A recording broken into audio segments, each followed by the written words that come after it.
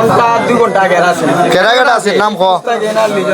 মুস্তাকিম আর লিজন ঘন্টা 2 ঘন্টা আগে আছিল আর কেডা আছে আর কেউ না মুস্তাকিম লিজন পরে আর গেছে তুই এবারে যারা গেছি এরা গেছি পরে আর সাইডের নাম নুন কইতাছো সাইলেন নাম নেই পরে গিয়া ভাই যে আকাশ ধরে বলে না বাবা মনে মারতো তুই বলে বয়া পাইছে দেখলে রে নাম কত আকাশ ধরে ভাই বুয়া কি এটা আমার ফোনে করতে দেবে না পরে আবার লাইনটা দেখতে হবে না আমি আবার বললাম যে ইজি করে বেটা ফোনে মারতো কোনা না কই ফারো মাঝি ফারমো কোন মানুষ থাকে নি কেন না ফার্ম খালি না নিউকা ফার্ম খালি এটা তো তুই এক কটার মদ গাজার জোয়ার বেটি বাজি থেকে সব কিছু কিনিস আড্ডা হই কেন তুই আগে কইছ এখান দিয়ে আইতাছ আবার খোঁজ লিজন আর মুস্তাকিম তোর তো লাগে 2 ঘন্টা আগে দেখা হইছে আবার বিড়ি লেগে গেছে আই দেখতে 2 ঘন্টা লাগে না দেখেন দিয়া কইতেছি ভাই এরা গেছি আবার আমি কেন রইছি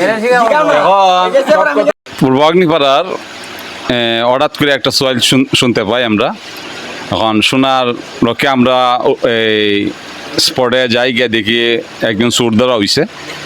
আমরা সুরকে শনাক্ত করি এবং তার সাথে আরও 3 জন সহযোগী আছেন নাম অজানা এই মুহূর্তে আমরা থানার ফোন করি থানার লোকেরা আসে আইসা ওদেরকে যে সুরকে আমরা ধরছি তারে আমরা থানার সুবদ্ধ করি তার বাড়ি পশ্চিম বাগুনিপাড়া তার বাপের নাম হইল হোসেন মুরব্বিয়ান তারা কেউ তার